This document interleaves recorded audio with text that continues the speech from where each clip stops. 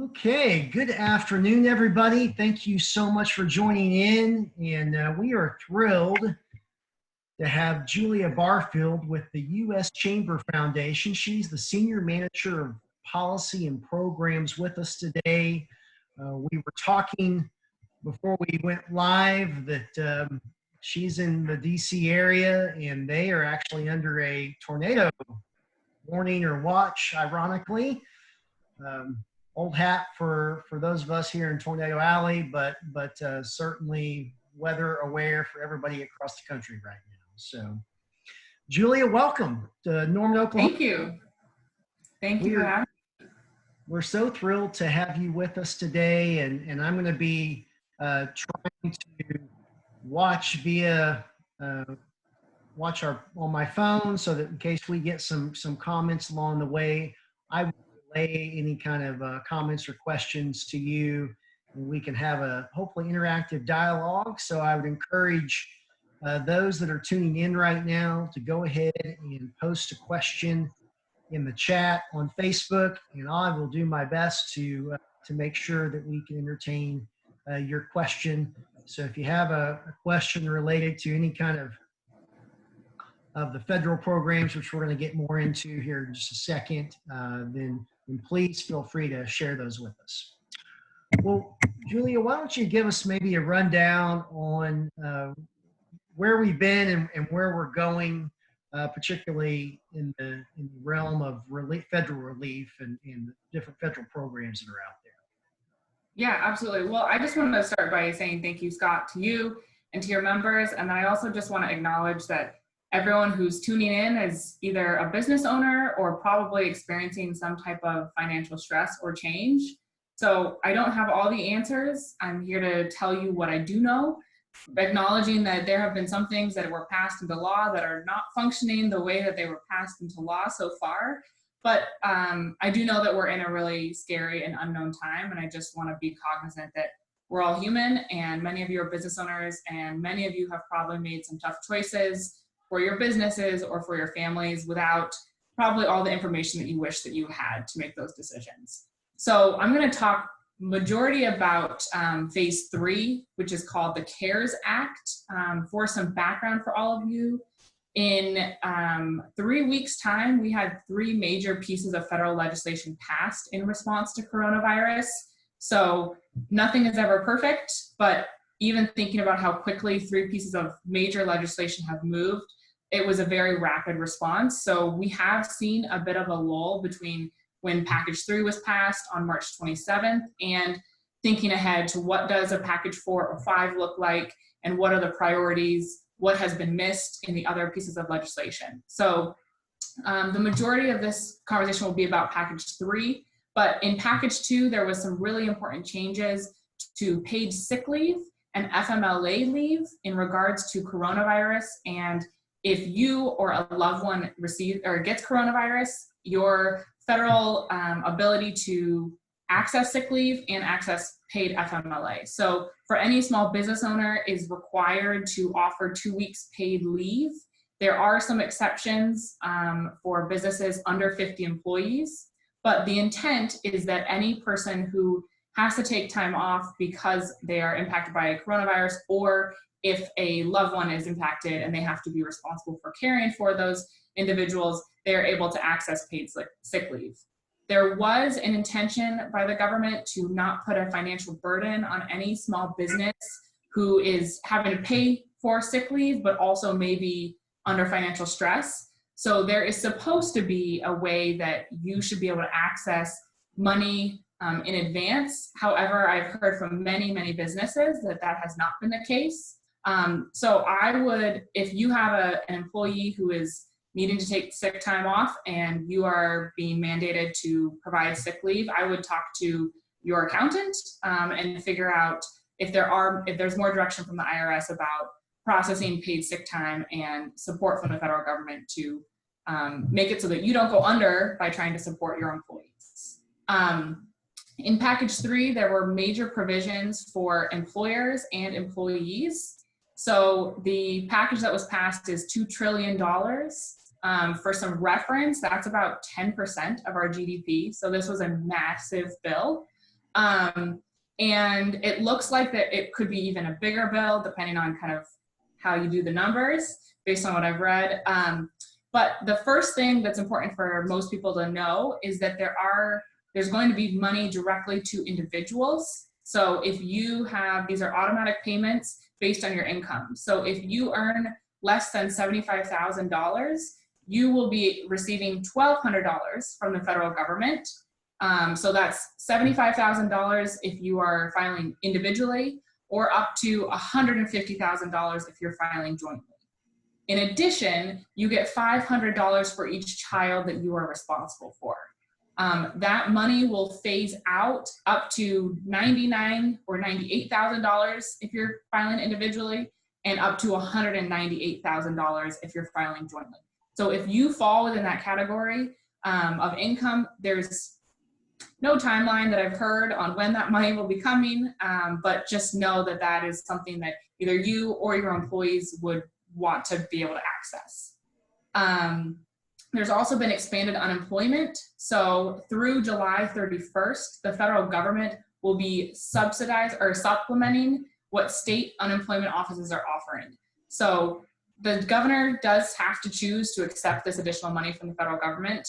I haven't heard of any governor who's going to say no, but just there might be a caveat where one state doesn't take this money. But if you have laid off employees, or if you yourself have been laid off, you should be able to access unemployment benefits. So it's on top of the state benefits, you get $600 from the federal government.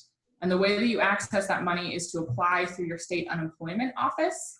So again, that's really important for anyone who's laying off employees, to make sure that people know what's available to them. Obviously, if I can weigh yeah, in go on ahead. that. I know that I've had a lot of questions about unemployment benefits, and our state unemployment office, while they're good and they were equipped to handle normal unemployment claims, they were not equipped to handle this huge flood of unemployment. And so they are ramping up. They've already hired, I think, over 100 new people to process these claims, and are going to be hiring even more people to process the claims. So we're going to try to get on a call with them in the future. But in the meantime, keep applying, because Julia Absolutely. said there is additional money there for you if you happen to be in that situation. Don't give up, but be patient with our state unemployment office. Yeah, that's a great point. And I think something that, it's a $2 trillion package, which is a ton of money, in the big scheme of things. But we also have an unprecedented scenario where we don't have the capacity for all of our systems. And so, the package was passed saying that unemployment benefits will move faster than they ever have. Within a week, you should be able to access your benefits. But, every state does have a different capacity level. And that's a great point. I'm glad that the state unemployment office has hired more people, but I think we had 6.6 million people file for unemployment last week, and I don't anticipate that number is going to decrease in the coming weeks. So I understand that it's incredibly stressful, but it also, we've got a capacity issue. For employers, there are several major provisions. There is the Employee Retention Tax Credit. There is the Payment Protection Program, or Paycheck Protection Program, which I'm sure many of you have heard about. There is the Payroll Deferment Tax Credit. And then there are the Economic Injury Disaster Loans, or EIDL loans, from the SBA. So I'm going to go into each of those very, very briefly. And then if you have questions about any of those in particular, feel free to interrupt me. We can have a dialogue, so don't just think I just want to remember everything so that I'm not just going on. So the first thing is the Employee Retention Tax Credit. So if you have been either partially or fully shut down as a result of COVID-19, or if your gross receipts have decreased by 50% since the onset of COVID-19, you are eligible to receive about 50% of your employees' wages. Oh, very, very important caveat that I didn't explain. If you are shut down and you are still choosing to pay your employees. So that's the caveat. You got to make sure you're still paying your employees. Then you are eligible to receive a tax credit from the federal government for up to 50% of your employee wages that you're choosing to pay, or $10,000 per employee. So it's either up to 50% of their wages or $10,000 per employee, whichever one is lesser. So you have to be shut down or partially shut down, and you have to be continuing to pay your employees. So that's a small amount of businesses for sure, but it is a tax credit that's available to you. A really important caveat for this tax credit is if you choose to participate in getting this tax credit, you are not eligible to apply for the Paycheck Protection Program. So there's an important interaction that you can only access one or the other, not both. Any questions on that? Can you do, could you access them both if you weren't using them for the same thing? So let's say you had Nope. Operational just costs. like no, you can choose one or the other, but not accessible. Okay. I do have, we had one viewer question that's related to PPP, so we can, I'll put this out there now. So Jennifer asks, so when we hire them back and you have PPP funds, I understand it is not required by employee to take their hours back. Could you qualify for unemployment? Does that make sense? So Jennifer's asking if she were to receive the funding for PPP and she were to offer to her employees that they can come back and they choose not to come back, they could still access unemployment. Is that, I think that's the question. I think that's right. Yeah. You know, I don't want to give Jennifer a wrong answer or you, but as soon as an employee starts to work again, they're obviously ineligible for unemployment benefits. I think what we have seen is that one conflict is that for particularly low wage jobs, some folks may be making more on unemployment than they are in their previous jobs. So that might be an incentive for, you know, one of her employees to stay on unemployment. A really important point though is that unemployment runs out July 31st. So I don't know about you, but I think I would rather have a job. And I don't know what the economic situation is going to look like on July 31st, but I do understand that's a tough situation.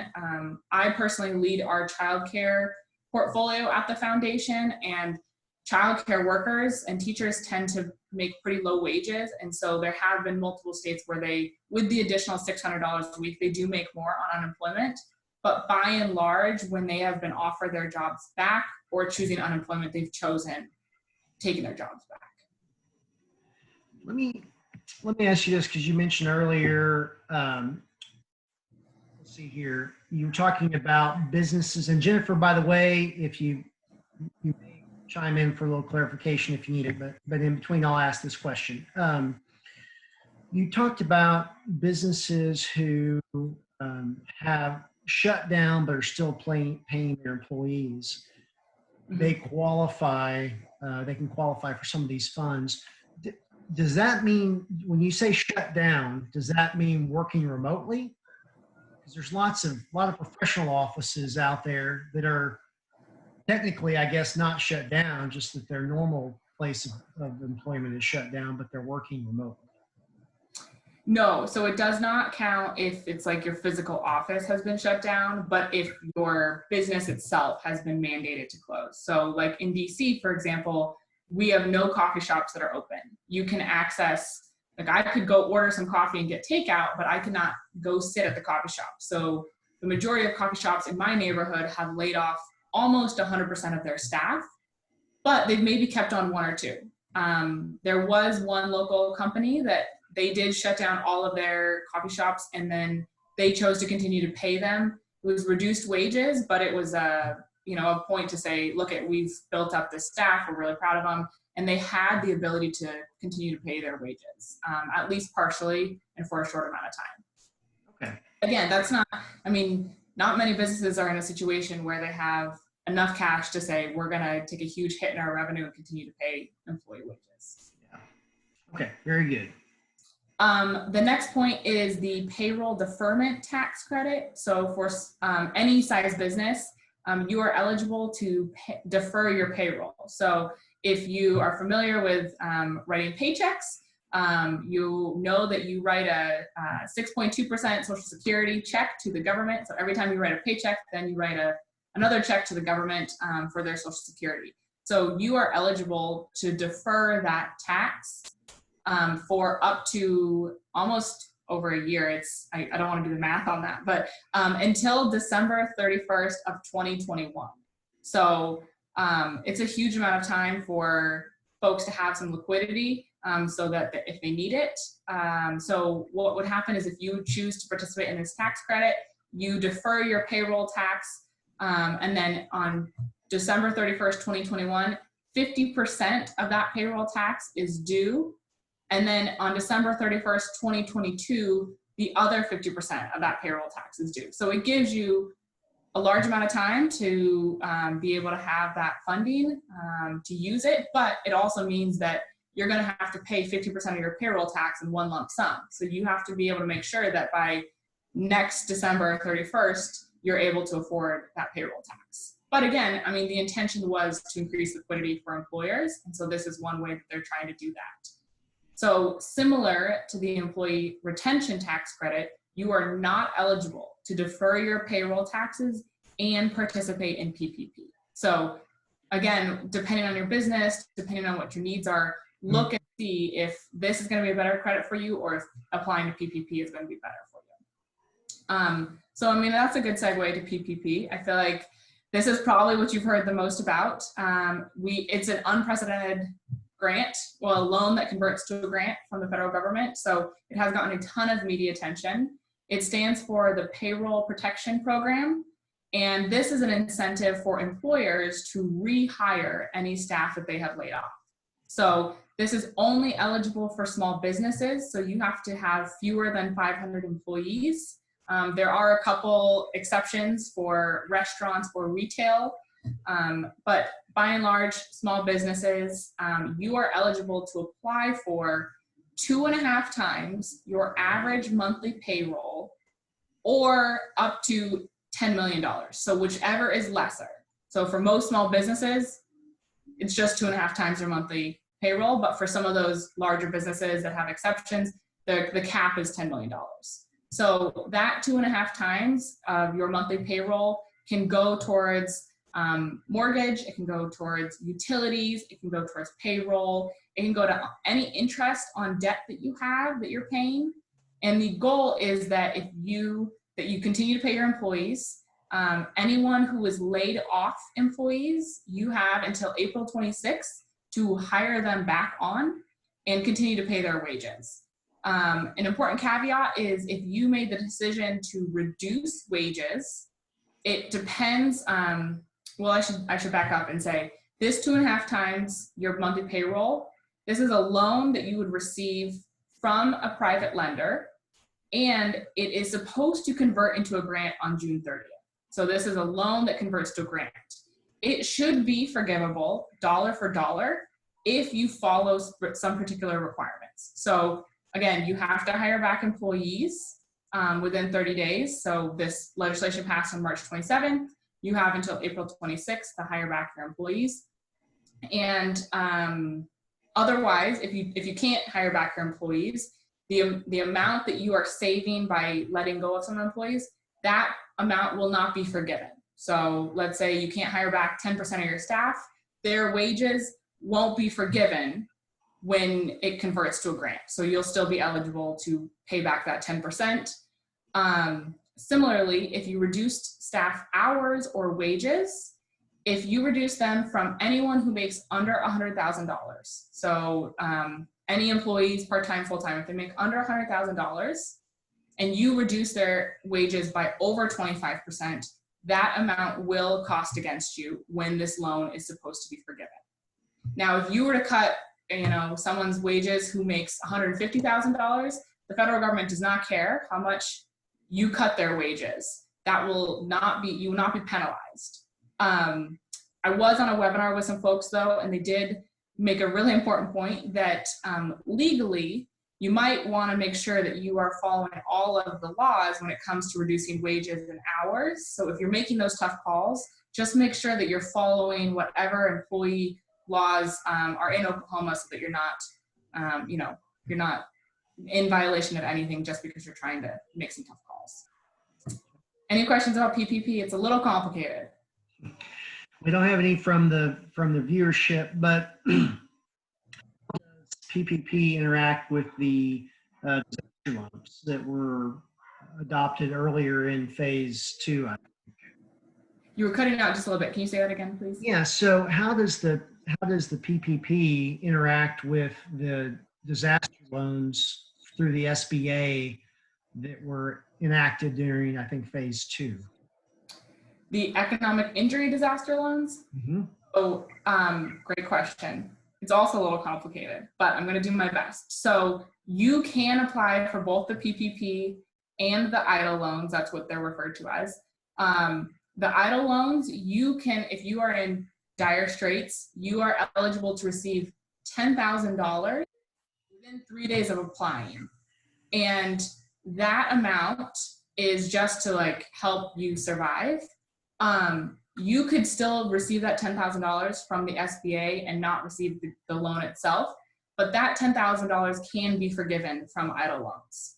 What's important to note is that if you access EIDL loans and PPP, you cannot be double forgiven. So you can't be forgiven on 100% of your PPP. If you get, $10,000 from the SBA, they will count that $10,000 against what is forgiven in your PPP loan. It basically like quasi converts. No one's done it yet, but this is just the understanding that we have, that you can't be double forgiven and you can't be using those dollars for the same costs. So whatever you're calculating that you will be using PPP for, the EIDL loan dollars have to be used for something else. Very good. I should add that we, looking ahead, when CARES Act passed, like 2 weeks ago now, I don't know how time has flown, but it was $350 billion. And at the time when that was written into law, everyone thought that seems like enough money. And it's not, fun fact. What they are thinking is that this amount of money will probably run out by the end of this week, if not early next week. However, it has been definitely agreed upon by Congress and the administration that PPP is necessary, and there will very likely be an additional amount of money added to PPP. In fact, the Chamber sent a letter to Congress last week, I want to say. Don't quote me on that since this is being recorded, but that said, we need to add more money to PPP. So I know if you have applied for PPP through your private lender, you may or may not have received any money at this point. It was intended to move quickly, which is why it's going through private lenders as opposed to the EIDL loans, which are going through the SBA. But again, I think we're in a situation of a lot of financial distress in every state and pretty much every community across the country. And so the need was much greater than they anticipated. So we are hopeful that Congress is going to continue to support small businesses and realize that we need small businesses to be here when we all go back to work. Now, it's my understanding that initially on the EIDL loans, the cap was $2 million, I think for 30 years at 3.75%, but such a outpouring of need for those that they've had to lower the cap, or at least lowered what they're giving out. Is that true? That's my understanding as well. I think I've seen averages of loan amounts being between $25,000 and $35,000. Again, don't quote me on that, but you are right. They're 3.75% interest for for-profit companies, 2.75% interest for nonprofits. So an important distinction for the CARES Act is that both the EIDL loans and PPP are eligible for for-profits and nonprofits, independent contractors, sole proprietors, and self-employed. So Congress really wrote this legislation to try and make sure that every type of small business or organization benefits. Unfortunately, if you are a C6 organization, which many chambers are, they were left out of the CARES Act, and we are well aware of that, and something that we are hoping to remedy in package 4 or 5, but just know that that is one important distinction that we recognize as a huge need. Well, and we have a lot of for-profit nonprofits in Norman, so I would encourage both entities to explore and look at and apply for these opportunities, and hopefully the C6s will be included in future phases. Yeah, absolutely. One thing that you probably have read a lot about is, again, that the money has not flowed as quickly as it was intended. But to Scott's point, I would encourage you, if you are in a position where you are needing financial assistance, I'm an eternal optimist. I would say go to your bank who knows you, understands your business, help them, work with you to see what you need, calculate what you might need based on a bunch of different variables. If we come back in 6 months, if we come back in 8 months, really think about what you might need. And I would encourage you to still apply. I know that there have been millions of people who have applied for this funding, but I think that goes to show for Congress and the administration that the need is really significant. And knowing what we have seen from unemployment numbers, they are very likely going to do something about this. So again, I think the more folks will apply shows that this is a very important program for people to benefit from. So if you haven't applied yet, I would encourage you to do so and just contact your bank and ask them if they participate. We also have a ton of resources on our website that I would be remiss not to tell you about, but if you go to uschamber.com, we have a ton of resources that breaks down the difference between EIDL loans versus PPP versus the tax credits. So if you have additional questions, definitely go check those guides out. So we have another question that came across here. This is from Denise, and she asked, do you have any idea how long this will take? My application was completed for the PPP over a week ago. The financial institution, is waiting a response as well. Yeah, Denise, I wish I had a different answer for you. I don't know, to be totally honest. I think what was challenging about PPP is that the CARES Act was passed on March 27th. Then Treasury had to issue some guidance because they needed to determine what private lenders were eligible. Private financial institutions have not gotten as much information as they've needed to then execute on some of these loans. And so we do have a bit of a backlog between trying to communicate through all these parties. So I can't give you a time. I think that you applied over a week ago is definitely, you're in a good position. And I hope that for you and for your business that those funds will come quickly. Now, I think it was this time last week or roughly this time, the president mentioned another $250 billion to go into PPP. I think the Senate took up a package or the additional money last Thursday, but there was a delay, which I'm not criticizing, it just is what it is. With the funds being spent so quickly, what are you hearing today on Monday? What's the prognosis now this week? What might we see on additional funds for PPP? I think you're absolutely right. The conversations last week did seem a bit partisan as far as what the response could be. It definitely seems like both parties are trying to get what they need and what they think is best for the country, right? I don't have a good sense of timing. This is, we did send a letter to the Hill last week acknowledging this. There has been a lot of attention from many, many folks about how much this additional funding has been needed. So I don't have a good sense on timing, but it's not like, your folks aren't aware. I would encourage you, if you feel like you want to, reach out to your congressional delegation and let them know that this is a priority for you, priority for your business. I mean, that is in your right to be able to do. That's not my advice. That's just if you think this is important and something that you feel comfortable doing, they do work for you. So making sure that you reach out to the folks who understand Oklahoma, understand your communities, and really value that you all are successful after this pandemic. Well, we had Congressman Cole on a similar call last Thursday, and I would follow your suggestion and encourage everybody to reach out to whether it be his office or our two senators. At least from Congressman Cole's perspective, from what he shared with us last week, he's supportive of additional funds and even a phase 4, which I want to get to here in a second. But certainly, I think the further encouragement and letting them know that the need is great. And I think even logistically sharing with them maybe some of the problems that are occurring. I think they'll be the first to admit to you that who could have ever expected a tsunami of request and need.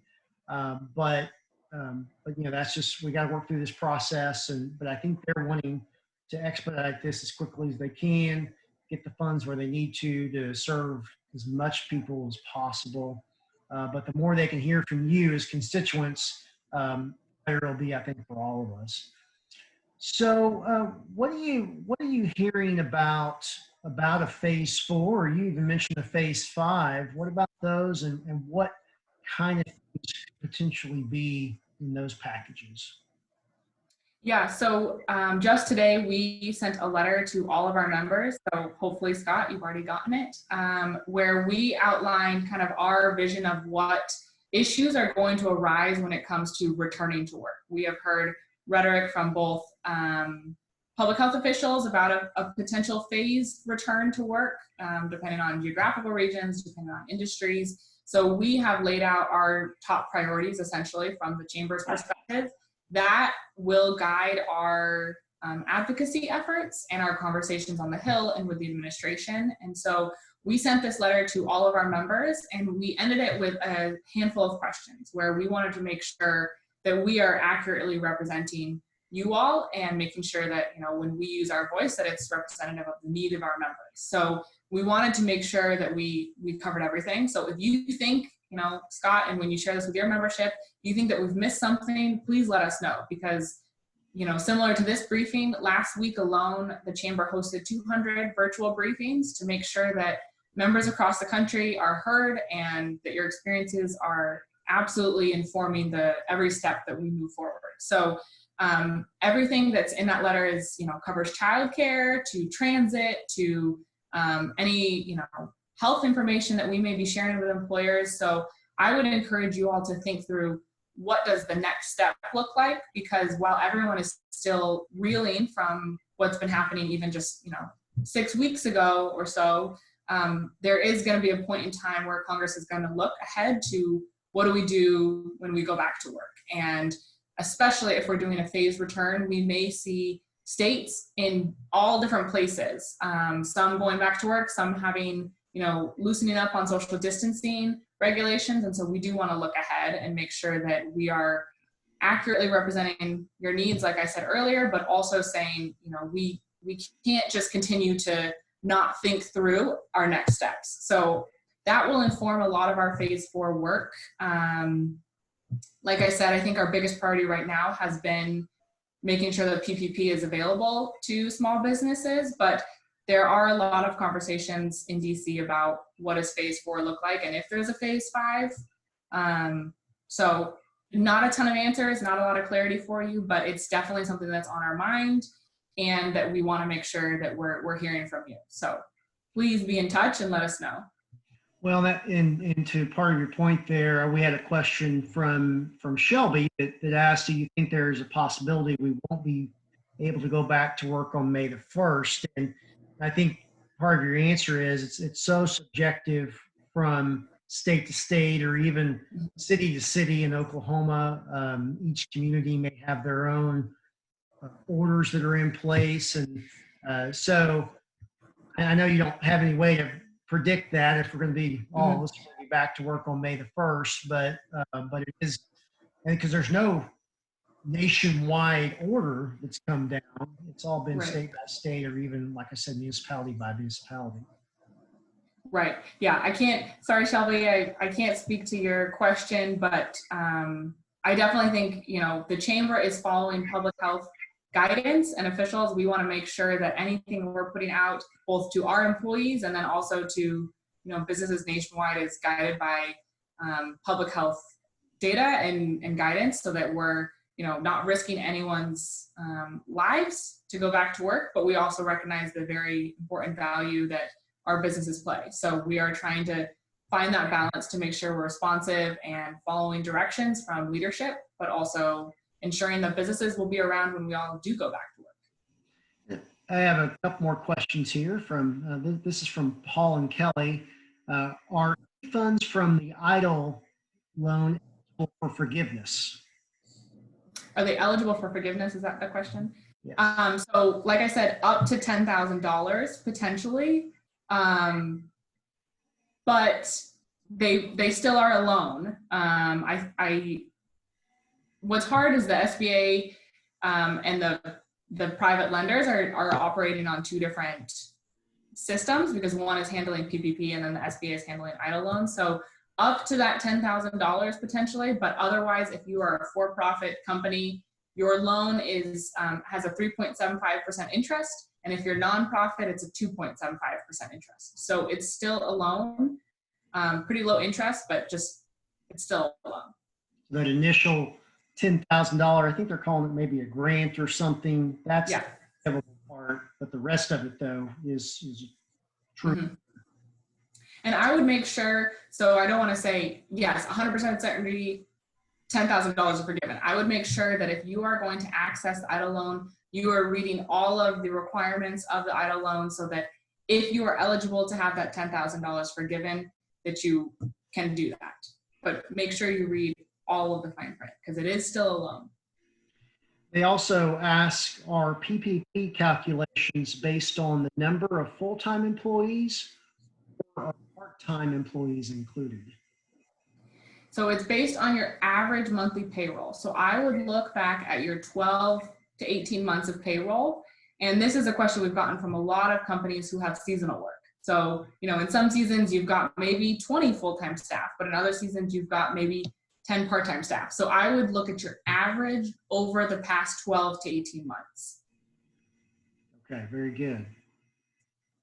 Julie, anything else you have for us today before we conclude our call? The only other thing that I didn't mention so far is that I would make sure that if you have other lines of credit from either your financial institution or from the SBA, make sure that whatever you're trying to access is okay with your other debt obligations, so that you're meeting those debt obligations as well. If you have a line of credit through the SBA, you can defer payments on that for up to 6 months. So I would just make sure you're reading, all of the fine print, and that you understand how this might interact with other lines of credit that you have. Okay, very good. And go ahead and give us the U.S. Chamber's website so people can go there. Yes, so it's uschamber.com/coronavirus. But even if you just go to uschamber.com, you will see front and center, our communications team has made it very visible. They've done great. It's right there. It says, click on resources, guides. And again, I don't want to sound like a broken record, but we really do want to hear from members. We want to make sure that we are serving you well. So if there are things that you feel like we've missed, if you have questions, don't hesitate to reach out to us. We are here to support you, and we recognize that you all are in a really tough spot. And so we want you to prioritize your health and the health of your families, but also know that, if there are business-related questions that you have, we are available. Very good. And I would just weigh in that Norman Chamber's website, normanchamber.com. We also have links to the U.S. Chamber's website, because they have done a great job of communicating the federal programs. Really, I think exceptionally well, the way they've put it on print so that everybody can understand a very complex issue. They've done a great job in that respect. And I love the fact how they're already talking about the next steps of reopening our economy, which I know is on a lot of people's minds right now. So if you have thoughts on that, please let us know at the Chamber. We are communicating with our local government on the best we can do that. They too want to reopen the local economy just as quickly as possible in the safest way possible. So we're going to be communicating with them on how we feel we could do that properly.